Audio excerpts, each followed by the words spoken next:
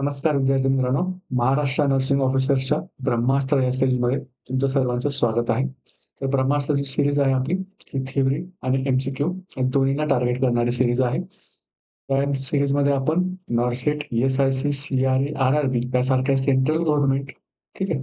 त्याचप्रमाणे त्या स्टेट गव्हर्नमेंटच्या डी-एच-एस, डी-एम-ई-आर आणि सी-एच-ओ सारख्या एक्झाम आहेत, त्यांना पण आपण टार्गेट करत आहोत. तर आपण रेस्पिरेटरी सिस्टम सुरू केली आहे आणि रेस्पिरेटरी सिस्टम मधला न्यूमोथोरॅक्स हा टॉपिकची आपण काल थिअरी बघितलेली आहे. त्या टॉपिकची आज आपण एम-सी-क्यू सॉल्व्ह करणार आहोत. आजचा जो आपला एपिसोड आहे, हा कितवा एपिसोड आहे? तर 13th एपिसोड हा असणार आहे. तर एम-सी-क्यू सुरू करण्याच्या अगोदर चॅनलला तुम्ही जर सबस्क्राईब नसेल केले, तर सर्वांनी सबस्क्राईब करायचं आहे आणि ह्या व्हिडिओची लिंक तुमच्या मित्रांपर्यंत पोहोचवायची आहे आणि कमेंटमध्ये तुम्ही आम्हाला तुमचा फीडबॅक नक्की द्यायचा आहे आणि व्हिडिओला लाईक नक्की करायचा आहे. YouTubeप्रमाणेच आपण WhatsApp, Instagram, Telegram आणि Facebook या सोशल मीडिया प्लॅटफॉर्मवर पण अवेलेबल आहोत. तिथे आपण एम-सी-क्यू क्विझेस घेत असतो. त्याचप्रमाणे जॉब अपडेट्स पण आपण या चॅनलवर आपण देत असतो. चला सुरू करूया. आपला फर्स्ट एम-सी-क्यू आहे. Which of the following best describes pneumothorax? खालीलपैकी कुठली जी आहे स्टेटमेंट ती काय करते? न्यूमोथोरॅक्स बद्दल आपल्याला सांगत आहे. फर्स्ट ऑप्शन आहे आपला accumulation of fluid in pleural space. Second option आहे accumulation of air in pleural space. Third option आहे कोलॅप्स ऑफ अल्व्हिओलाई आणि फोर्थ ऑप्शन आहे इन्फेक्शन ऑफ लंग पॅरेन्कायमा. तर फर्स्ट ऑप्शन काय म्हणतो? Fluid in pleural space. जर pleural प्लेसमध्ये fluid असेल, ठीक आहे, किंवा ब्लड असेल, तर त्याला आपण काय म्हणतो? न्यूमोथोरॅक्स असं म्हणतो. न्यूमोथोरॅक्स असं म्हणतो किंवा जर फ्लुइड असेल, तर आपण त्याला काय म्हणतो? ब्लड असेल एअर असेल, तर आपण त्याला काय म्हणतो? न्यूमोथोरॅक्स असं म्हणतो. ब्लड असेल, तर आपण त्याला काय म्हणतो? हिमोथोरॅक्स असं म्हणतो आणि फ्लुइड असेल, त्याला आपण हायड्रोथोरॅक्स असं पण म्हणतो. हायड्रोथोरॅक्स असं पण आपण म्हणतो. सेकंड ऑप्शन काय आहे? एअर. एअर म्हणजेच काय? आपण काय म्हणतो त्याला? न्यूमोथोरॅक्स असं आपण म्हणतो. जर एअर असेल, त्याला आपण काय म्हणतो? न्यूमोथोरॅक्स असं आपण म्हणतो. कोलॅप्स ऑफ अल्व्हिओलाला आपण न्यूमोथोरॅक्स म्हणतो का? तर नाही. आपण त्याला काय म्हणतो? ॲटेलेक्टॅसिस असं म्हणतो. ॲटेलेक्टॅसिस असं आपण काय म्हणतो? कोलॅप्स ऑफ अल्व्हिओलाला आपण म्हणतो. इन्फेक्शन ऑफ लंग पॅरेन्कायमाला आपण काय म्हणतो? न्यूमोनिया म्हणतो. न्यूमोनिया म्हणतो. न्यूमोनिया ही डिसीज कंडिशन आपण बघितलेली आहे. जर तुम्ही त्याच्यावरचा डिटेल व्हिडिओ बघितला नसेल, तर आपल्या मागच्या एपिसोडमध्ये जाऊन बघायचा आहे. सेकंड एम-सी-क्यू आहे आपला most common cause of spontaneous pneumothorax in young adult is. Young अडल्ट्समध्ये जो स्पॉन्टेनियस न्यूमोथोरॅक्स होतो, त्याला त्याचं कॉज काय असतं? फर्स्ट ऑप्शन आहे न्यूमोनिया.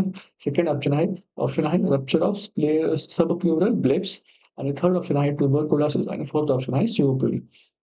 आपण कालच्या एपिसोडमध्ये बघितलं होतं, की जे लंग्स असतात, ठीक आहे, जे लंग्स असतात आणि लंग्समध्ये काय होतं ते ब्लेब्स तयार होतात आणि हे ब्लेब्स काय असतात? ब्लेब्समुळे काय होतं? तुमच्या ज्या अल्व्होलाई आहेत, त्या काय होतात? हायपर इन्फ्लेट होतात. काय होतात? हायपर इन्फ्लेट होतात आणि हायपर इन्फ्लेट झाल्याच्यामुळे काय होतात? त्या रप्चर होतात. रप्चर होतात आणि रप्चर झाल्यामुळे काय होतं पेशंटला स्पॉन्टेनियस स्पॉन्टेनियस न्यूमोथोरॅक्स होतो. न्यूमोथोरॅक्स हा पेशंटला होतो. त्यालाच आपण स्पॉन्टेनियसलाच आपण काय म्हटलं होतं? Also known as simple pneumothorax. Simple pneumothorax. ठीक आहे. तर आपला ऑप्शन जो आहे आपला बी, तो करेक्ट आन्सर असणार आहे. थर्ड आहे tension pneumothorax causes. Option A increase venous return, increase cardiac output, tracheal deviation to affected side and tracheal deviation to opposite side. Tension pneumothorax बघताना आपण बघितलं होतं, की हा जेव्हा लंग्स असतात, हे जेव्हा लंग्स असतात आणि फॉर एक्झाम्पल या साइडला काय झालं आहे, टेन्शन न्यूमोथोरॅक्स झाला आहे पेशंटला. टेन्शन न्यूमोथोरॅक्स टेन्शन न्यूमोथोरॅक्सलाच आपण काय म्हटलं होतं? काय म्हटलं होतं आपण? ओपन न्यूमोथोरॅक्स असं पण म्हटलं होतं. ओपन न्यूमोथोरॅक्स म्हणजे काय? इथे काय होतंय तुमच्या इथे इंजुरी होते. तर टेन्शन न्यूमोथोरॅक्स ला आपण काय म्हटलं होतं? ओपन न्यूमोथोरॅक्स आपण कशाला म्हटलं होतं तर आपण ते ट्रॉमा ज्यामुळे झालेले न्यूमोथोरॅक्स होतं त्याला आपण काय म्हटलं होतं? ओपन न्यूमोथोरॅक्स असं म्हटलं होतं. का? कारण इथे काय होते ओपनिंग तयार होते आणि तिथून एअर आत जाते. एअरला काय होते एंट्री पण मिळते आणि एअर काय होतो एक्झिट पण होतो. पण टेन्शन न्यूमोथोरॅक्समध्ये असं होतं का? तर नाही होत. टेन्शन न्यूमोथोरॅक्समध्ये काय होतं, जेव्हा लंग्समध्ये एअर आत जाते, एअरला एंट्री तर मिळते, पण काय होते, एअर एक्झिट होऊ शकत नाही. एअर काय होऊ शकत नाही, एक्झिट होऊ शकत नाही. त्याला आपण काय म्हणतो, टेन्शन न्यूमोथोरॅक्स असं आपण म्हणतो. ओपन न्यूमोथोरॅक्स कधी बघायला मिळतं आपल्याला? ट्रॉमाच्या केसमध्ये बघायला मिळतं. ठीक आहे. ट्रॉमाच्या केसेसमुळे आपल्याला बघायला मिळतं. आणि टेन्शन न्यूमोथोरॅक्समध्ये काय होत होतं, हे जे लंग्स आहेत, ठीक आहे. हे जे लंग्स आहेत, फॉर एक्झाम्पल या लंग्समध्ये काय झालेलं आहे तुमच्या, काय झालेलं आहे? न्यूमोथोरॅक्स झालेला आहे. तर ही जी एअर ट्रॅप झाली होती, ही एअर काय करते, या साइडला पूर्ण लंगला पुश करते आणि त्यासोबतच कशाला पुश करते, तर heart, heart, great vessels, great vessels, त्यानंतर ट्रकिया, या सर्वांना कुठं पुश करते, तर अनअफेक्टेड साइडला पुश करते. अनअफेक्टेड साइडला पुश करते. तर ऑप्शन डी काय म्हणतो आपल्याला, tracheal deviation to opposite side. Option D जो आहे तो करेक्ट आन्सर आहे. नेक्स्ट क्वेश्चन बघा, hallmark sign of tension pneumothorax. ठीक आहे. टेन्शन न्यूमोथोरॅक्सचा हॉलमार्क साइन काय आहे हे आपल्याला विचारलेलं आहे. फर्स्ट आहे hyper resonance on percussion, second आहे अब्सेंट ब्रीथ साउंड, थर्ड आहे hypotension plus distended neck veins, fourth option आहे चेस्ट पेन. तर पेशंटला जेव्हा काय होतो, न्यूमोथोरॅक्स होतो, पेशंटला जेव्हा न्यूमोथोरॅक्स होतो, तर आपल्याकडे 3 आपण टाइप बघितले होते. कुठले-कुठले? स्पॉन्टेनियस, त्याच्यानंतर ट्रॉमॅटिक आणि त्यानंतर आपण कुठला बघितला होता, तर टेन्शन न्यूमोथोरॅक्स.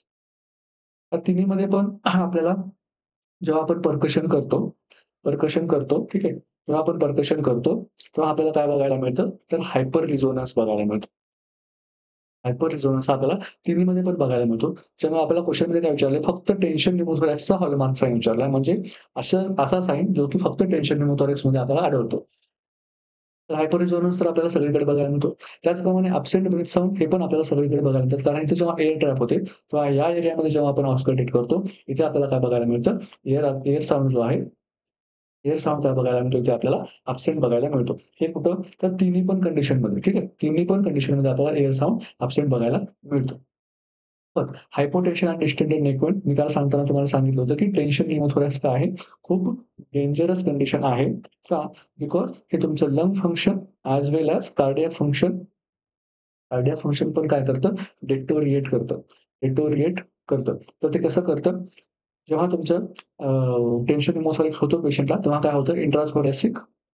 इंट्राथोरॅसिक प्रेशर जे आहे, तो काय होतो? वाढतो आणि इंट्राथोरॅसिक प्रेशर वाढल्यामुळे काय होतं? व्हीनस रिटर्न व्हीनस रिटर्न काय होतो? कमी होतो आणि व्हीनस रिटर्न काय होतो? कमी होतो आणि व्हीनस रिटर्न कमी झाल्यामुळे काय होतं? तर पेशंटचा कार्डियाक आउटपुट कार्डियाक आउटपुट पण काय होतं? कमी होतो आणि कार्डियाक आउटपुट कमी झाल्यामुळे काय होतं पेशंटमध्ये? हायपोटेन्शन होतं. ठीक आहे. पेशंटमध्ये काय होतं? हायपोटेन्शन बघायला मिळतं.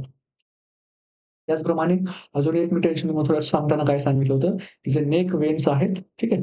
नेक वेन्स आहेत त्या काय होतात? डिस्टेंडेड होतात. डिस्टेंडेड होतात. म्हणून hypotension plus distended neck veins हे काय आहे? ऑप्शन सी हॉलमार्क साइन आहे कशाचं? टेन्शन न्यूमोथोरॅक्सचं. नेक्स्ट क्वेश्चन आहे आपला, first emergency management of tension pneumothorax. जेव्हा आपल्याकडे पेशंट येतो टेन्शन न्यूमोथोरॅक्सचा, तेव्हा आपल्याला फर्स्ट एमर्जन्सी मॅनेजमेंट कुठली करायची आहे? फर्स्ट ऑप्शन आहे चेस्ट फिजिओथेरपी, सेकंड ऑप्शन आहे निडल डिकम्प्रेशन, थर्ड ऑप्शन आहे हाय फ्लो ऑक्सिजन ओन्ली आणि फोर्थ ऑप्शन आहे अँटिबायोटिक थेरपी. जेव्हा आपल्याकडे एमर्जन्सीमध्ये टेन्शन न्यूमोथोरॅक्सचा पेशंट येतो, तेव्हा आपण पेशंटला चेस्ट फिजिओथेरपी देतो का? तर नाही देत. निडल डिकम्प्रेशन करतो का? तर हो. अकॉर्डिंग टू आपल्याला काय करायचंय, ATLS गाईडलाईननुसार ज्या न्यू गाईडलाईन्स आहेत, ठीक आहे. न्यू गाईडलाईन्सनुसार आपल्याला काय करायचंय, अडल्टमध्ये अडल्टमध्ये आपल्याला 5th इंटरकोस्टल स्पेसमध्ये काय करायचं आहे आपल्याला, एक लार्ज बोर नीडल काय करायची आहे, पिक करायची आहे आणि आपल्याला काय करायचं आहे, नीडल डिकम्प्रेशन करायचं आहे आणि पिट्समध्ये आपल्याला कुठे करायचं आहे, तर सेकंड आय-सी-एसमध्ये आपल्याला काय करायचं आहे, एक लार्ज बोर नीडल, ठीक आहे. एक लार्ज बोर नीडल घ्यायची आणि सेकंड आय-सी-एसमध्ये आपल्याला काय करायची आहे, ती पिक करायची आहे आणि एअर जी आहे ती रिमूव्ह करायची आहे. हे सेकंड ऑप्शन करेक्ट आहे. नंतर थर्ड ऑप्शन काय म्हणतो बघा, हाय फ्लो ऑक्सिजन ओन्ली. फक्त आपल्याला ऑक्सिजन दिल्यामुळं चालणार आहे का? तर नाही चालणार आहे. का? कारण तुमचा जो लंग्स आहे, ह्या साइडचा हा लंग कोलॅप्स झालेला आहे. तुम्ही वरून ऑक्सिजन दिला तरी पण ते काय होणार नाही. ह्या ह्या टेन्शन न्यूमोथोरॅक्स कशी आहे, सिव्हिअर कंडिशन आहे.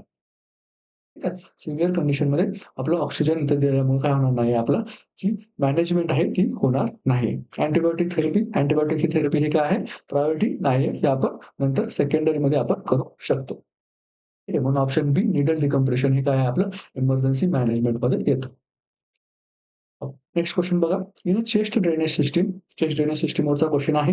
Continuous bubbling in water seal chamber indicates. तर मी तुम्हाला काल जेव्हा चेस्ट ड्रेनेज सिस्टम आहे, ठीक आहे, चेस्ट ड्रेनेज सिस्टमवर आहे, याच्यावरचे सगळे क्वेश्चन मी तुम्हाला काल सांगितले होते, की ह्या साइडला काय आहे पेशंटची काय आहे चेस्ट या साइडला आहे आणि हा काय आहे ड्रेनेज एंड आहे. ठीक आहे. हा ड्रेनेज एंड आहे. जेव्हा आणि त्याच्यामध्ये काय असते वॉटरची मूव्हमेंट होत असते. या मूव्हमेंटवरून आपण काय बघितलं होतं, की जेव्हा एअर मूव्हमेंट प्रेझेंट असते आणि ॲब्सेंट असते. एअर मूव्हमेंट प्रेझेंट आणि ॲब्सेंट. मग प्रेझेंट असेल तर ती कशी आहे इंटरमिटेंट आहे का? त्याच्यानंतर विगरस आहे का? ठीक आहे. आणि ॲब्सेंट असेल तर काय कंडिशन असू शकतात हे आपण का बघितलं होतं. आपल्याला क्वेशनमध्ये काय विचारलंय? कंटिन्युअस बबलिंग विचारली. ठीक आहे. कंटिन्युअस जर बबलिंग असेल तर आपण काय म्हणतो त्या सिस्टममध्ये काय आहे कुठेतरी एअर लीक आहे असं आपण म्हणतो. म्हणजे ही जी तुमची ड्रेनेज बॅग जी होती ही काय आहे क्लोज सिस्टम आहे. जर क्लोज सिस्टम असेल तर त्याच्यामध्ये नॉर्मली ठीक आहे. नॉर्मली काय असायला पाहिजे? बबलिंग असायला पाहिजे. इंटरमिटंट बबलिंग असायला पाहिजे. पण जेव्हा काय होतं एअर लीक होते तेव्हा तिथे काय बघायला मिळते आपल्याला कंटिन्युअस बबलिंग बघायला मिळते. म्हणून ऑप्शन बी जो आहे एअर लीक हे करेक्ट आन्सर आहे. जर ब्लॉकेज असतं ठीक आहे. जर ब्लॉकेज असतं तर आपल्याला काय बघायला मिळालं असतं? No movement. ठीक आहे. नो मूव्हमेंट किंवा नो बबलिंग. No bubbling. जर ब्लॉकेज असतं तर आपल्याला बबलिंग बघायला मिळाली असती का? नाही. नीड ऑफ रिमूव्हलमध्ये आपल्याला काय बघायला मिळते? No bubbling. सेम जेव्हा आपल्याला काय होतं लंग्स री एक्सपांड होतात, तेव्हा आपल्याला काय बघायला मिळते? बबलिंग जी असते ती काय झालेली असते? स्टॉप झालेली असते. स्टॉप बबलिंग झालेली असते. बबलिंग काय झालेली असते? स्टॉप झालेली असते जेव्हा री एक्सपॅन्ड होत असतात. आणि नॉर्मल फंक्शनमध्ये आपल्याला काय बघायला मिळतं? तर इंटरमिटंट बबलिंग बघायला मिळते. इंटरमिटंट बबलिंग आपल्याला बघायला मिळते. ठीक आहे. ऑप्शन बी एअर लीक हा करेक्ट आन्सर आहे for continuous bubbling in water seal chamber. Next question बघा. While transporting patient with chest tube the nurse should. एक पेशंट आहे, ठीक आहे. त्याला काय आहे? चेस्ट ट्यूब लावलेली आहे, आय-सी-डी ट्यूब लावलेली आहे आणि ती काय केलेली आहे का ड्रेनेज बॅगला अटॅच आहे. आणि ह्या पेशंटला काय करायचं आपल्याला ट्रान्सफर करायचं आहे. तर अशा वेळेस नर्सनी काय केलं पाहिजे? फर्स्ट ऑप्शन आहे क्लॅम्प द ट्यूब. नर्सने ट्यूबला काय केलं पाहिजे? क्लॅम्प करून ठेवलं पाहिजे. सेकंड ऑप्शन आहे keep drainage system below chest level. चेस्ट लेव्हलच्या खाली ठेवायची आहे. थर्ड काय म्हणतंय रिमूव्ह ड्रेनेज सिस्टम आणि फोर्थ काय म्हणतंय एलिव्हेट ड्रेनेज सिस्टम.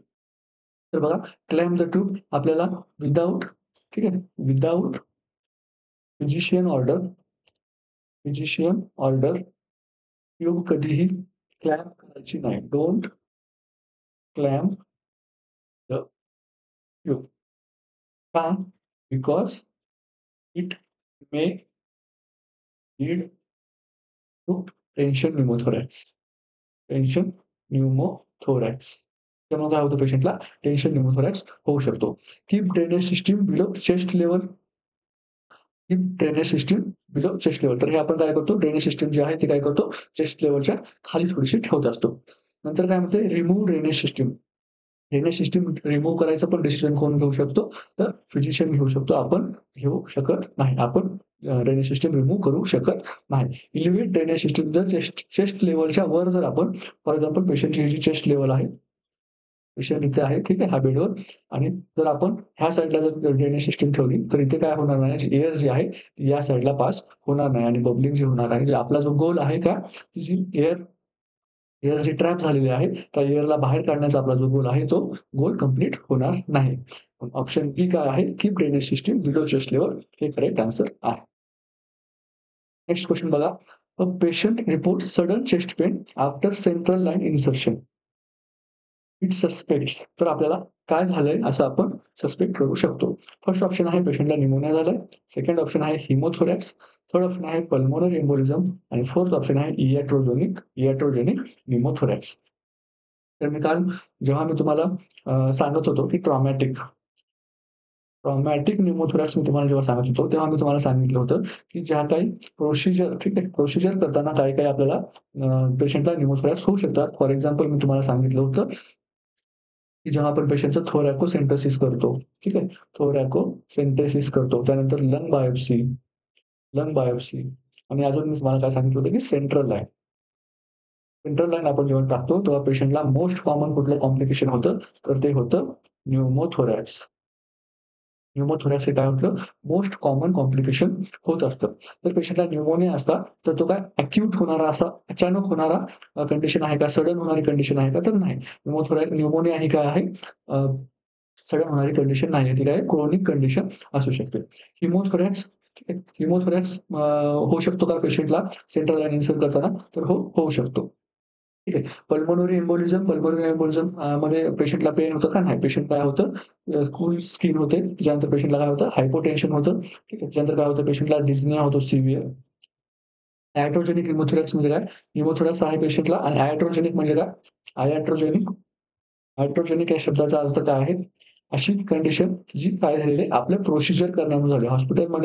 हॉस्पिटलमध्ये जेव्हा आपण कुठलीही प्रोसिजर करतो, त्या प्रोसिजरमध्ये जर पेशंटला एखादा डिसीज होत असेल किंवा एखादी कॉम्प्लिकेशन होत असतील, तर आपण काय म्हणतो iatrogenic असं म्हणत असतो. ठीक आहे. म्हणून ऑप्शन डी जे आहे तो आपला करेक्ट आन्सर आहे. इथे हिमोथोरॅक्स आणि न्यूमोथोरॅक्स हे दोन्ही पण करेक्ट आन्सर असू शकतात. पण आपण काय म्हटलेलं आहे, की सेंट्रल लाईन इन्सर्शन करताना, ठीक आहे. सेंट्रल लाईन इन्सर्शन करताना असं म्हटलेलं आहे, म्हणजे काय करताना आपण ही प्रोसिजर करताना पेशंटला कॉम्प्लिकेशन झालेलं आहे. म्हणून iatrogenic हा वर्ड आहे तो इम्पोर्टंट आहे. ठीक आहे. म्हणून ऑप्शन डी जो आहे तो आपला करेक्ट आन्सर असणार आहे. Next question. A client is suddenly becomes सिव्हिअरली Disney with tracheal deviation to the left and distended neck veins. The nurse should काय झालेलं आहे? हा पेशंट आहे, क्लायंट आहे, ठीक आहे. त्या क्लायंटला काय झालेलं आहे? ट्रकियल डेव्हिएशन झालेलं आहे कुठल्या साइडला? तर लेफ्ट साइडला. ही काय आहे? लेफ्ट साइड आहे, ही काय आहे? राइट साइड आहे. तर ट्रकियल काय झालेलं आहे? ट्रकिया काय झालेलं आहे? पूर्ण लेफ्ट साइडला पेशंटचा शिफ्ट झालेला आहे. आणि नेक वेन्स काय झाले? तिथे डिस्टेंडेड झालेत. तर नर्स शुड तर नर्सने आता काय करायला पाहिजे? फर्स्ट ऑप्शन आहे आपला apply oxygen at 2 litre per minute. Second option आहे prepare for needle decompression. Third option आहे obtain a chest X-ray first आणि लास्ट ऑप्शन काय आहे? Start IV fluids. तर पेशंटला काय झालं ट्रकियल डेव्हिएशन आहे, डिस्टेंडेड नेक वेन्स आहेत. म्हणजेच काय पेशंटला टेन्शन न्यूमोथोरॅक्स आहे. टेन्शन न्यूमोथोरॅक्स आहे का? कारण हे आपण कसं सस्पेक्ट केलं तर टेन्शन न्यूमोथोरॅक्सचे हॉलमार्क साइन कुठले आहेत? Tracheal deviation plus distended neck veins आणि हायपोटेन्शन. ठीक आहे.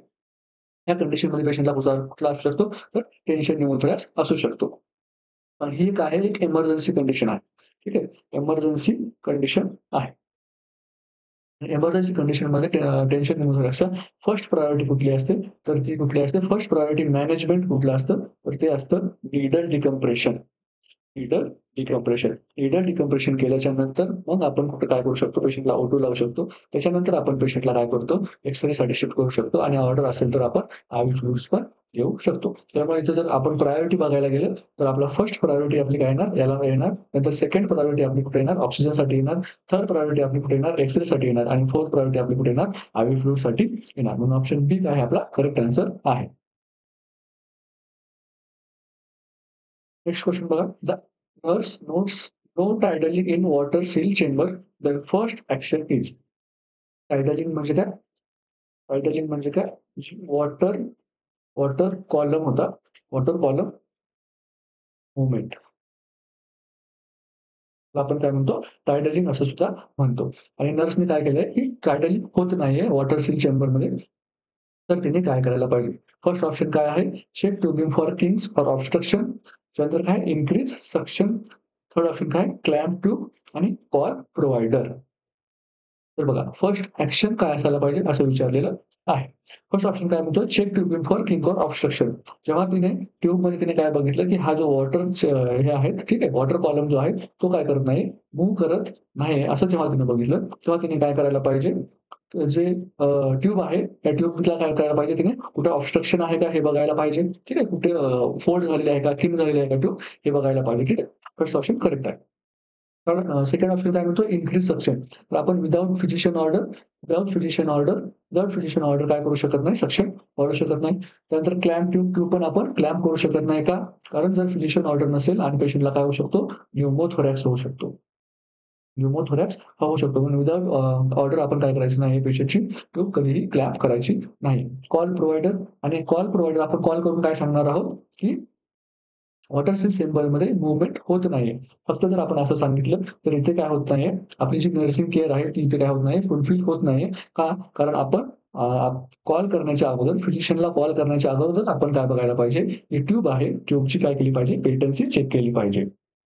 ट्यूबची पेटन्सी चेक केली पाहिजे आणि जर तिथे ट्यूबची पेटन्सी चेक केल्याच्या नंतर पण जर आपल्याला कुठेही काही प्रॉब्लेम आढळला नाही, तर मग मात्र आपण काय करायला पाहिजे, कॉल करायला पाहिजे प्रोव्हायडरला म्हणजे कुणाला, साहेबांना आपण कॉल करून सांगायचे, की मी सर्व ट्यूब वगैरे सगळं चेक केलेलं आहे. कुठेही ऑब्स्ट्रक्शन नाहीये, कुठेही किंग्स नाहीयेत, फोल्ड्स नाहीयेत. पण काय झालेलं आहे, वॉटर सील चेंबरमध्ये मूव्हमेंट नाहीये.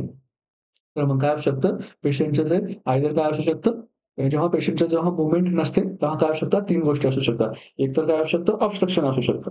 दुसरं काय असू शकतं, तर पेशंटचं जे आहे ते लंग काय झाले असतात, एक्सपांड झालेले पेशंटचे काय झाले असतात, लंग एक्सपांड झालेले असू शकतात. ऑब्स्ट्रक्शन असू शकतं. पेशंटचे लंग एक्सपांड झालेले असू किंवा ट्यूब काय झाली असते, डिस्प्लेस झालेली असते.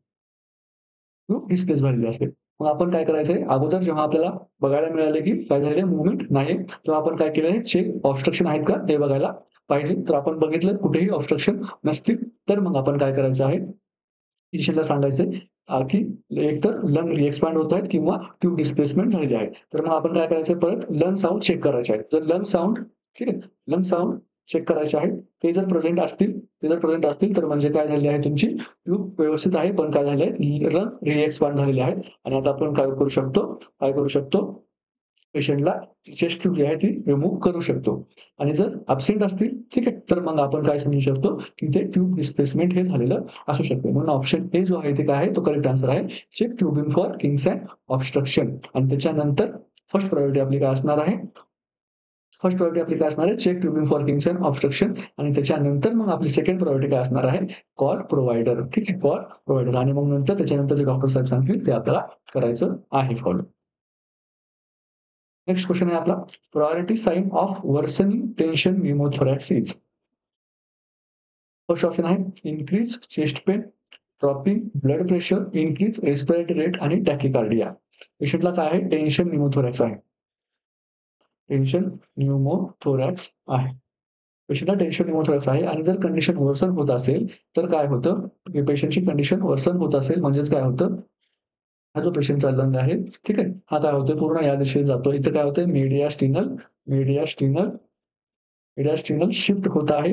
त्यानंतर ट्रकियल डेव्हिएशन होत आहे. ठीक आहे. ट्रकियल डेव्हिएशन होत आहे. अजून काय होत आहे? इंट्राथोरॅसिक इंट्राथोरॅसिक प्रेशर काय होत आहे? वाढत आहे. इंट्राथोरॅसिक प्रेशर वाढल्यामुळे काय होतं?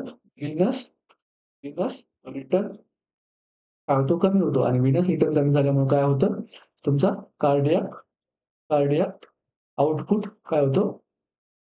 कार्डियाक आउटपुट काय होतो? कमी होतो आणि कार्डियाक आउटपुट काय झाल्यामुळे काय होतं? तर पेशंट काय जातो? हायपोटेन्शन होतं. पेशंटमध्ये काय होतं? हायपोटेन्शन होतं. अजून काय होतं? तर पेरिफेरल पल्स काय होते? पेरिफेरल पल्स काय होते? एकतर अब्सेंट असते किंवा डिमिनिश्ड असते. डिमिनिश्ड असते. ठीक आहे. म्हणून टेन्शन उतरल्यामुळे काय-काय होऊ शकतं तुमचं जेव्हा कंडिशन वर्स होते, जेव्हा कॉम्प्लिकेशन्स डेव्हलप होतात, तेव्हा काय होऊ शकतं तुमचं हायपोटेन्शन हे होऊ शकतं. ठीक आहे. ऑप्शन बी काय आहे? करेक्ट आन्सर आहे. चेस्ट पेन पेशंटला अगोदरपासूनच असतो. हे काय साइन काय वर्सनिंगचं नाहीये. त्यानंतर थर्ड ऑप्शन काय रेस्पिरेटरी रेट्स इन्क्रीज हा पेशंटचा एक्सपेक्टेड आउटकम आहे. टेन्शन हिमोथोरॅक्सच्या पेशंटमध्ये इन्क्रीज रेस्पिरेटरी रेट म्हणजेच काय टॅकिपनिया टॅकिपनिया हे काय आपल्याला एक्सपेक्टेडच आहे. टॅकिकार्डिया पण आपल्याला काय आहे एक्सेप्टेड आहे. ठीक आहे. म्हणून ऑप्शन बी जो आहे तो आपला करेक्ट आन्सर आहे. नेक्स्ट क्वेश्चन बघा. अ patient with chest tube drainage of more than 200 ml per hour suddenly the nurse should. एक पेशंट होती. तिला काय होतं, एक आय-सी-डी लावलेली होती. ठीक आहे. आय-सी-डी लावलेली होती आणि आय-सी-डीच्या ह्या चेंबरमध्ये काय झालेलं आहे पेशंटमध्ये 200 ml पेक्षा जास्त फ्लुइड आहे. अशा वेळेस नर्सनी काय केलं पाहिजे? फर्स्ट ऑप्शन आहे document as normal. Second option आहे इन्क्रीज सक्शन. थर्ड ऑप्शन आहे notify provider immediately. Third option आहे मिल्क द ट्यूब. तर बघा, आपल्याला काय सांगितलं होतं, की 100 ml पेक्षा जर जास्त झाले तर आपल्याला काय करायचं आहे? नोटिफाय फिजिशियन करायचं आहे. नोटिफाय फिजिशियन करायचं आहे. का 100 ml पेक्षा जास्त आहे याचा अर्थ काय होतो, की पेशंटला काय आहे? हिमोरेज आहे. हिमोरेज आहे. म्हणजे काय होते पेशंटची ब्लीडिंग जी आहे, पेशंटची ब्लीडिंग जी आहे ती वाढलेली आहे आणि हे काय आहे ॲक्सेप्टेबल नाही. ब्लीडिंग खूप जास्त होत आहे. मग आपण काय करायचं डॉक्टर साहेबांना सांगायचं पेशंटची काय झालंय, ब्लीडिंग झाली आहे. मग त्याच्यानंतर आपण काय करू शकतो पेशंटची नेक्स्ट असेसमेंट करू शकतो. आपण पेशंटचा बीटी, सीटी त्याच्यानंतर पीटी-आय-एन-आर ठीक आहे. पीटी-आय-एन-आर यासारखे आपण टेस्ट करू शकतो. त्यानंतर पेशंटला काय करू शकतो आपण असेस करू शकतोय. असेस करू शकतो कशासाठी? For the trauma. पेशंटला जर ट्रॉमा असेल, ठीक आहे, तर आपल्याला काय करावे लागेल पेशंटला अर्जंट सर्जरी नीडेड आहे का हे पण आपल्याला बघायला लागेल. फर्स्ट ऑप्शन काय होतं डॉक्युमेंट ॲज अ नॉर्मल. तर ही नॉर्मल कंडिशन आहे का? तर बिलकुल नाहीये. इन्क्रीज सक्शन आपण इन्क्रीज करू शकतो का विथआऊट फिनिशिंग ऑर्डर? तर नाही करू शकत. तुम्ही एवढं सक्शन कराल तेवढं जर हिमोरेज असेल, जर तिथे हिमोरेज ॲक्टिव्ह ब्लिडिंग प्रेझेंट असेल, तुम्ही जरी सक्शन केलं तरी काय होणार ते परत डेव्हलप होत राहणार आहे. थर्ड ऑप्शन काय म्हणतो नोटिफाय प्रोव्हायडर इमिडिएटली म्हणजेच काय डॉक्टरांना आपल्याला काय करायचंय इमिडिएटली इन्फॉर्म करायचं आहे. आणि मिल्किंग ट्यूब हे काय झालेलं आहे आता न्यू गाईडलाईन्सनुसार काय केलेलं आहे, मिल्किंग ट्यूब जे आहे ते बंद केलेलं आहे. मिल्किंग ट्यूब म्हणजे काय? अगोदर काय करायचं, ही फॉर एक्झाम्पल ही ट्यूब आहे. या ट्यूबमध्ये जर ऑब्स्ट्रक्शन झालं, तर काय करायचं, मिल्कर म्हणून एक इन्स्ट्रुमेंट मिळतं. त्याने काय करतो आपण असं हे पूर्ण असं दाबून जे ऑब्स्ट्रक्शन आहे ते बाहेर काढतो. जर तुम्ही घरामध्ये जे टूथपेस्ट संपल्याच्या नंतर जे आपण असं दाबून टूथपेस्ट काढतो ना, त्याला आपण ते त्याच प्रकारे हे जे आहे मिल्किंग जे काय करतं, वर्क करत असतं. पण असं केल्यामुळे काय होऊ शकतं पेशंटमध्ये अचानक प्रेशर चेंजेस हे होऊ शकतात. म्हणून मिल्किंग हे काय आहे आता न्यू गाईडलाईन्समध्ये बॅन केलेलं आहे. नेक्स्ट क्वेशन आहे आपला nurse suspects tension pneumothorax in a patient with chest trauma. Which assessment finding supports this? एक पेशंट आहे, त्याच्यामध्ये काय झालंय नर्सला काय वाटत आहे, की ते टेन्शन न्यूमोथोरॅक्स पेशंटला आहे आणि पेशंटला काय झालंय चेस्ट ट्रॉमा. चेस्ट ट्रॉमाचा पेशंट आहे आणि पेशंटला टेन्शन न्यूमोथोरॅक्स आहे. Which finding supports this? First option आहे इक्वल चेस्ट एक्सपान्शन, सेकंड आहे diminished breath sound on both sides, third option आहे tracheal deviation to the opposite side आणि थर्ड ऑप्शन काय डलनेस ऑर परकशन. बघा जेव्हा पेशंटला न्यूमोथोरॅक्स असतो, तेव्हा इक्वल चेस्ट एक्सपान्शन होतं का? तर नाही. चेस्ट एक्सपान्शन कसं असतं? चेस्ट एक्सपान्शन कसं असतं? युनिलॅटरल असतं. युनि युनिलॅटरल असतं. का? कारण हा जो तुमचा लेफ्ट साइडचा लंग आहे, हा काय नॉर्मल आहे. ठीक आहे. आणि हा राइट साइडचा काय आहे? हा अफेक्टेड लंग आहे. मग ह्या लंगचं काय होतं एक्सपान्शन हे होतं प्रॉपरली होत असतं. एक्सपान्शन प्रॉपरली होत असतं. पण राइट साइडचं एक्सपान्शन काय होत नाही, प्रॉपरली होत नाही. आपण यालाच काय म्हणतो युनिलॅटरल चेस्ट एक्सपान्शन होत असतं म्हणतो. म्हणून ऑप्शन 1 आहे आपला रॉंग ऑप्शन आहे. सेकंड ऑप्शन काय म्हणतो diminished breath sound on both side. Both साइडला ब्रीथ साउंड डिमिनिश असणार आहे का? नाही. फक्त राइट साइडचे काय आहे ब्रीथ साउंड डिमिनिश्ड असणार आहे. ब्रीथ साउंड डिमिनिश्ड असणार आहे आणि लेफ्ट साइडचे ब्रीथ साउंड कसे असणार आहे? ब्रीथ साउंड नॉर्मल असणार आहे. ठीक आहे. थर्ड ऑप्शन काय म्हणतो आपला tracheal deviation to opposite side. Opposite म्हणजे काय अनअफेक्टेड साइड. तर याच्यामध्ये काय होतं जेव्हा न्यूमोथोरॅक्स होतं पेशंटचा ट्रकिया जो आहे तो कुठे जातो? अफेक्टेड साइडला जातो. नंतर ट्रकिया काय होतो? Trachea shifts unaffected unaffected side. Option C काय आपला करेक्ट आन्सर आहे. ऑप्शन डी काय म्हणतो डलनेस ऑन परकशन. डलनेस होत नाही जेव्हा पेशंटला न्यूमोथोरॅक्स असतो आणि जेव्हा आपण परकशन करतो ऑन परकशन आपल्याला काय बघायला मिळतं तर हायपर रिझोनन्स बघायला मिळतो.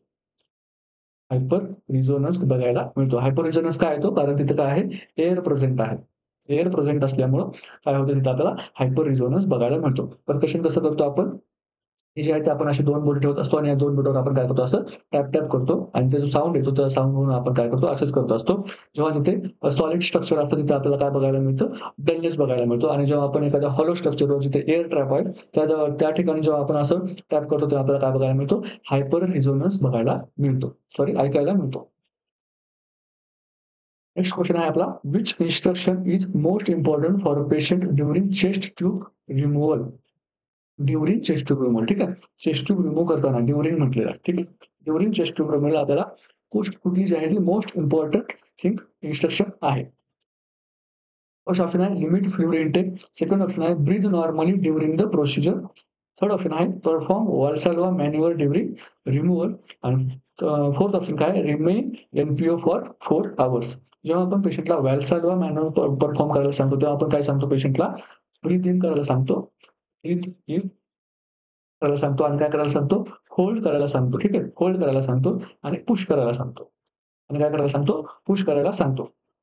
तर जेव्हा आपल्याला चेस्ट ट्यूब रिमूव्ह करायची असते, तेव्हा आपण पेशंटला काय सांगतो? व्हॅल्साल्वा मॅन्युव्हर करायला सांगतो. व्हॅल्साल्वा मॅन्युव्हर करायला सांगतो. म्हणजे काय सांगतो आपण पेशंटला? एक मोठा श्वास घे आणि काय कर? श्वास रोखून ठेव. असं आपण पेशंटला सांगतो. जेणेकरून काय होतं? जे इंट्राथोरॅसिक प्रेशर आहे, ते काय होतं? वाढतं. इंट्राथोरॅसिक प्रेशर झाल्यामुळे काय होतं? चेस्ट ट्यूब जेव्हा आपण रिमूव्ह करतो, तेव्हा आपल्याला काय होतं? ईझी जातं. ठीक आहे. लिमिट इन फ्लुइड इनटेक त्याच्यानंतर ब्रीथ नॉर्मली आणि रिमेन एनपीओ हे काय आहेत?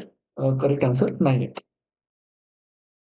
नेक्स्ट क्वेश्चन आहे आपला, which of the following indicates the successful outcome of chest tube therapy for pneumothorax? आपण काय केलेलं आहे एका पेशंटला काय केले आपण चेस्ट ट्यूब लावलेली आहे आणि काय झालं की आपण सक्सेसफुल झालेली आहे. आपली जी थेरपी होती ती सक्सेसफुल झालेली आहे आपण तरी म्हणू शकतो. फर्स्ट ऑप्शन आहे decrease in chest tube drainage. जेव्हा ड्रेनेज काय होईल, कमी होईल तेव्हा आपण म्हणू शकतो काय की जी आपली थेरपी आहे ही सक्सेसफुल झालेली आहे. सेकंड ऑप्शन काय म्हणतो diminished breath sound. Breath sound काय झाले कमी झालेले आहेत किंवा आपण म्हणू शकतोय का?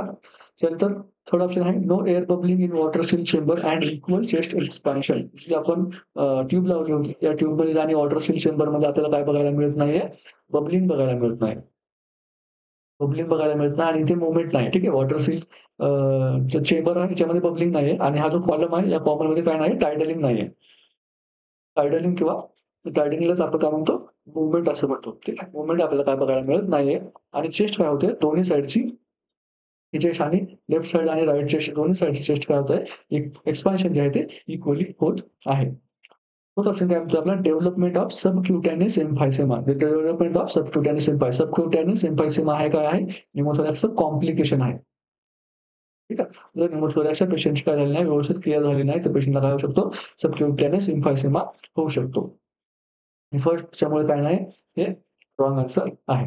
फर्स्ट ऑप्शन काय म्हणते decrease in chest tube drainage. फक्त चेस्ट ट्यूब ड्रेनेज कमी झालं याच्यामुळे आपण म्हणू शकत नाही, की आपली जी न्यूमोथोरॅक्सची थेरपी होती ही सक्सेसफुल झालेली आहे. डिमिनिश्ड ब्रीथ साउंड म्हणजे काय झालेलं आहे पेशंटचं व्यवस्थित जे आहे ते आयसीडी वर्क करत नाहीये. थर्ड ऑप्शन काय म्हणतो no air bubbling in water seal chamber. ठीक आहे. थर्ड ऑप्शन काय आहे? जेव्हा वॉटर सील चेंबरमध्ये बबलिंग येत नसते म्हणजेच काय? का येत नाही बबलिंग? बबलिंग का येत नाही? कारण इथे जो एअर होता, ठीक आहे. जेव्हा एअर बबलिंग कधी होणार? जेव्हा ती जी एअर आहे ती एअर इकडे येणार आणि ही वॉटर सील चेंबरमध्ये जाणार तेव्हा काय होणार इथे बबलिंग येणार. पण पण जेव्हा काय होणार इथलं जो लंग्स आहे तो पूर्ण एक्सपांड झाले. इथे आता काय नाहीये, एअरच नाहीये. ठीक आहे. तर ह्या ट्यूबमधून काय आहे एअर येणारच नाही. त्यामुळे काय होणार नाही इथे बबलिंग होणार नाही. याचा अर्थ काय तुमचा लंग काय झालाय पूर्णपणे एक्सपांड झालेला आहे. हे झालं कुठलं तुमचं वॉटर सील चेंबरचं. त्यानंतर काय म्हणतोय option and equal chest expansion. जेव्हा पेशंटचे लंग्स जे आहेत ते दोन्ही साइडने जेव्हा इक्वली एक्सपांड होतात, तेव्हा आपण काय म्हणतोय पेशंटचं जे आहे ते काय झालेलं आहे लंग्स काय झालेले आहेत, पेशंटचे लंग्स काय झालेले आहेत, एक्सपांड झालेले आहेत. एक्सपांड झालेले आहेत म्हणजे काय झालं बॅक नॉर्मल आलेले आहे. ठीक आहे. म्हणून ऑप्शन सी जो आहे आपला no air bubbling in water seal chamber and equal chest expansion हे काय आपलं करेक्ट आन्सर आहे. नेक्स्ट ऑप्शन काय म्हणतोय बघा during ambulation the client chest tube accidentally disconnected from the drainage system. The nurse immediate action is to. First option आहे clamp the chest tube. Second option आहे submerge the tube end in sterile water. Third option आहे reconnect to system quickly and notify the provider.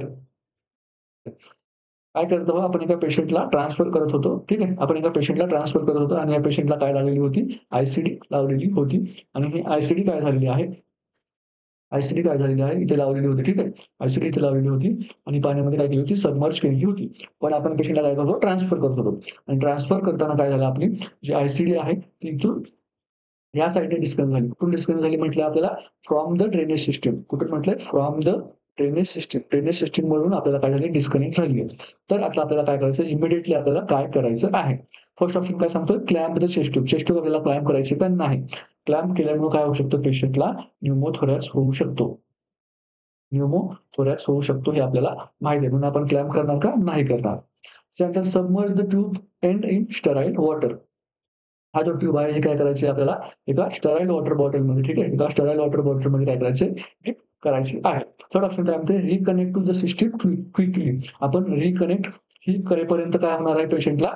इथे परत पेशंटला काय होऊ शकतो, न्यूमोथोरॅक्स होऊ शकतो. कारण ही ट्यूब जी आहे ती एन्व्हायर्नमेंटल एअरला काय झाली आहे, ओपनिंग इथे क्रिएट झाली आहे. इथून काय होऊ शकतं, एअर आत जाऊन परत पेशंटच्या इथे लंग्समध्ये एअर जाऊ शकते. त्यामुळे आपण रिकनेक्ट करत बसायचं नाहीये.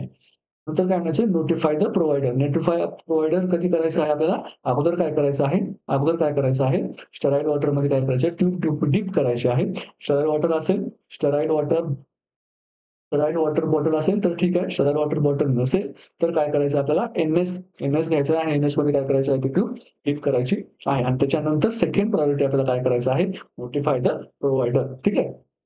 जेव्हा ट्यूब जी आहे ती ड्रेनेज सिस्टमकडून कट होते, तेव्हा आपल्याला फर्स्ट प्रायोरिटी कशाला द्यायची आहे? ती जी ट्यूब आहे ती आपण स्टराइल बॉटल किंवा एन-एस बॉटलमध्ये डिप करायची. सेकंड प्रायोरिटी आपल्याला कशाला द्यायची आहे? Notify the provider. आणि जेव्हा ती चेस्ट ट्यूबकडून जेव्हा पेशंटच्या चेस्ट एंडकडून जेव्हा रिमूव्ह होते, तेव्हा आपल्याला काय करायचं आहे? फर्स्ट प्रायोरिटी आपल्याला कशाला द्यायची आहे? ज्या ठिकाणी आपली चेस्ट ट्यूब होती तिथे आपल्याला काय करायचं आहे?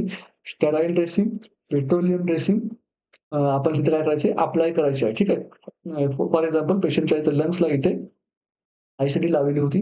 तर ह्या साइडला आपल्याला काय करायचंय, पूर्ण तिन्ही साइडने काय करायचंय पेशंटच्या, पूर्ण तिन्ही साइडने पेशंटला काय करायचं आपल्याला इथे ड्रेसिंग अप्लाय करायची आहे. आणि त्याच्यानंतर मग आपल्याला काय करायचंय, notify the provider, notify the physician. ठीक आहे, समजलं? ड्रेनेज सिस्टमकडून निघाल्याच्या नंतर काय करायचंय आणि पेशंटच्या चेस्ट एंडकडून निघाल्याच्या नंतर काय करायचंय, दोन्ही पण गोष्टींमध्ये थोडंसं वेगळं-वेगळं आहे. नेक्स्ट क्वेश्चन आहे आपला, the nurse is teaching a client post pneumothorax about discharge care. Which statement indicates the need for further teaching? Patient आहे, पेशंटला काय झालं होतं, न्यूमोथोरॅक्स झाला होता. पण तो काय झाला आता रिकव्हर झालेला आहे आणि आपण पेशंटला काय केले, डिस्चार्ज केलेला आहे. आणि डिस्चार्ज करताना पेशंटला आपण काय दिलेलं आहे, डिस्चार्ज एज्युकेशन दिलेलं आहे. डिस्चार्ज एज्युकेशन दिलं आहे. म्हणजे डिस्चार्ज करताना आपण पेशंटला काय-काय सांगतो, की काय-काय खायचं, काय-काय नाही खायचं, कसं राहायचं, ठीक आहे. काय कुठल्या-कुठल्या गोष्टी करायच्या, कुठल्या-कुठल्या गोष्टी नाहीच करायच्या. ठीक आहे. डूज एंड डोंट्स आपण पेशंटला असं सांगत असतो. कधी डिस्चार्ज करताना. त्यानंतर आपण पेशंटला फॉलोअपची डेट्स देत असतो, की एवढ्या-एवढ्या दिवसानंतर तुम्हाला फॉलोअप्स करायचं आहे. त्यानंतर काही एक्सपेक्टेड जे आहे ते साइड इफेक्ट सांगत असतो ट्रीटमेंटचे, की तुम्हाला ह्या-ह्या टॅब्लेट्समध्ये तुम्हाला हे होऊ शकतं, तुमच्या युरिनचा कलर चेंज होऊ शकतो, ठीक आहे. किंवा तुम्हाला जास्त झोप लागू शकते. हे आपण काय सांगतो एक्सपेक्टेड पेशंट जे साइड इफेक्ट्स आहेत ते सांगू शकतो. त्यानंतर आपण काय सांगतोय, की काही अनएक्सपेक्टेड साइड इफेक्ट्स असतात. जसं की ह्या गोष्टी जर झाल्या तर काय करा तुम्ही इमिडिएटली आम्हाला इन्फॉर्म करा. हे पण आपण पेशंटला सांगत असतो. तर फर्स्ट ऑप्शन काय म्हणतोय बघा, I will avoid flying until cleared by my doctor. जोपर्यंत मला डॉक्टर सांगणार नाही, तोपर्यंत मी काय करणार नाही, विमानात बसणार नाही. इथपर्यंत इथे काही प्रॉब्लेम आहे का? नाहीये. ठीक आहे. म्हणजे पेशंट बरोबर बोलतोय. जर मला डॉक्टरांनी जोपर्यंत सांगत नाही, की विमानामध्ये बसू नको, तोपर्यंत मी बसणार नाही. जेव्हा मला डॉक्टर सांगतील, तरच मी विमानामध्ये बसेल. इथे काही प्रॉब्लेम आहे का? तर नाही. सेकंड ऑप्शन काय म्हणतो बघा, I can scuba dive once I feel better. जेव्हा मला बरं वाटेल, तेव्हा मी काय करेल, स्कुबा डायव्हिंगला जाईल. थर्ड ऑप्शन काय म्हणतो, I will report sudden shortness of breath immediately.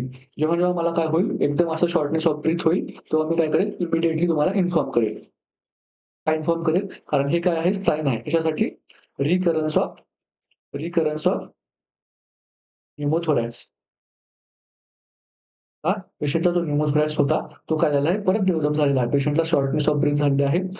तर पेशंटचा न्यूमोथोरॅक्स परत डेव्हलप झालेला आहे. म्हणजे पेशंटने काय करायला पाहिजे, इमिडिएटली डॉक्टरला इन्फॉर्म करायला पाहिजे किंवा जे आपलं क्लिनिक आहे तिथे लगेच फोन करून सांगायला पाहिजे, की मला परत तो त्रास होत आहे.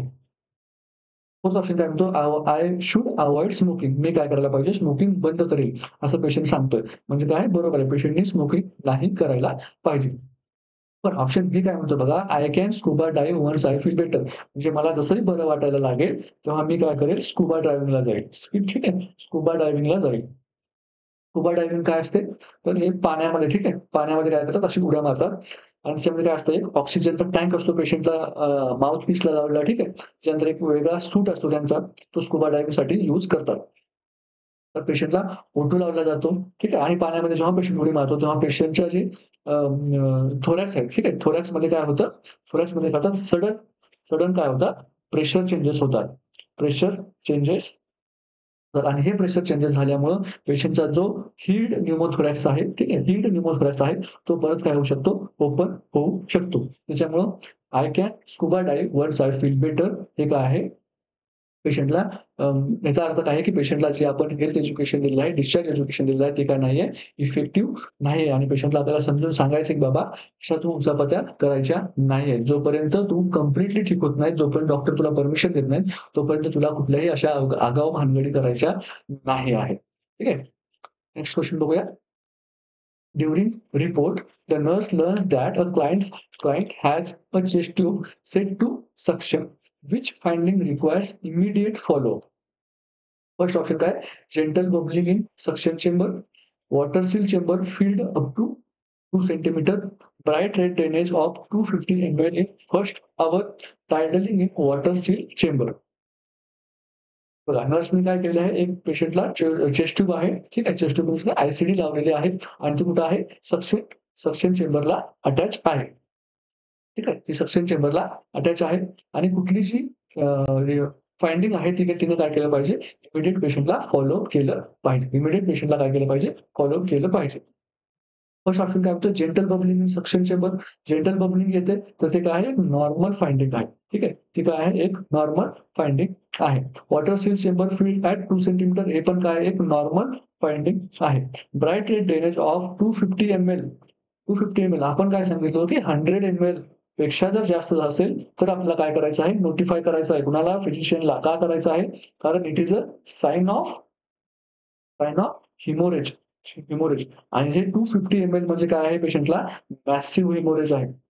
पेशंटला काय आहे? मॅसिव्ह हिमोरेज आहे. त्याच्यामुळे पेशंट काय होऊ शकतो? हिमोरेजिक शॉकमध्ये पण जाऊ शकतो. म्हणून आपल्याला काय करायचंय? पेशंट जो आहे तो कुणाला इन्फॉर्म करायचा आहे? फिजिशियनला इन्फॉर्म करायचा आहे. Tidaling in water chamber seal chamber ही पण काय आहे? एक नॉर्मल कंडिशन आहे. ठीक आहे. नेक्स्ट क्वेश्चन बघा. A client with chest trauma suddenly becomes tachycardic, hypotensive and cyanotic. Which nursing diagnosis takes priority? पेशंटला काय काय आहे? टॅकिकार्डिया आहे. पेशंट हायपोटेन्शन मध्ये आहे आणि पेशंटला काय आहे? सायनोसिस आहे. ठीक आहे. टॅकिकार्डिया, हायपोटेन्शन आणि सायनोसिस. सायनोसिस म्हणजे काय? पेशंटला हायपॉक्सिया आहे.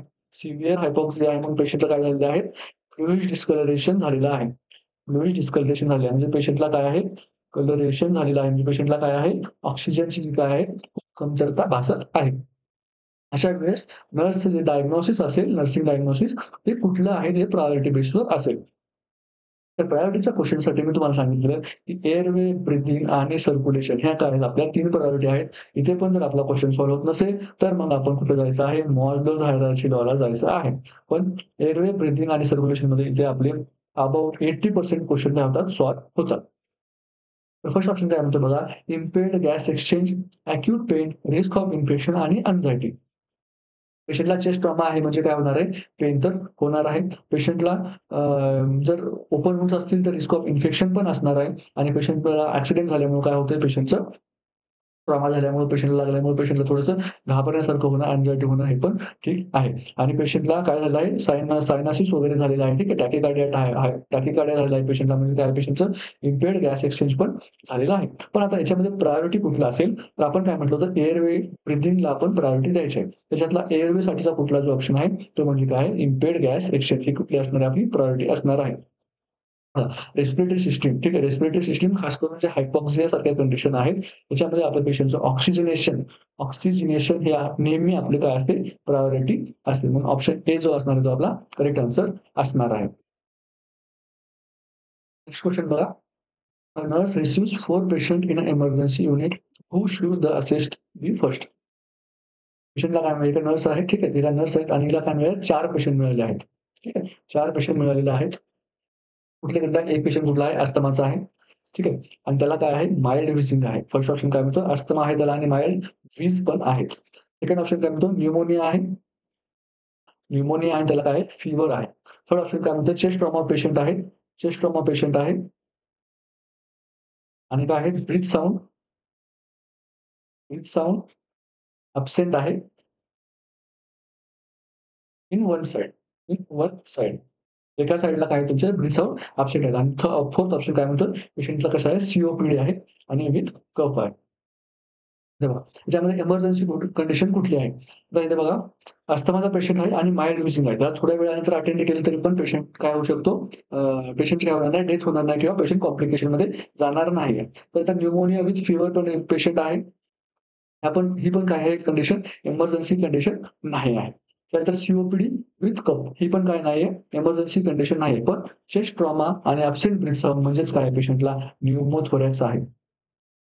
न्यूमोथोरॅक्स आहे. या पेशंटला आपल्याला काय करायला पाहिजे, इमर्जन्सी कंडिशनमध्ये आपल्याला या पेशंटमध्ये काय करायला लागेल, नीडल नीडल डिकम्प्रेशनसाठी आपल्याला प्रिपेअर करायला लागेल. म्हणून आपण फर्स्ट कोणाला प्रायोरिटी देणार, तर जो पेशंट आहे कुठला न्यूमोथोरॅक्स या पेशंटला आपण फर्स्ट प्रायोरिटी देणार. सेकंड प्रायोरिटी आपण अस्थमाच्या पेशंटला देणार. थर्ड प्रायोरिटी आपण सीओपीडीच्या पेशंटला देणार. आणि फोर्थ प्रायोरिटी आपण कोणाला देणार, न्यूमोनियाच्या पेशंटला देणार.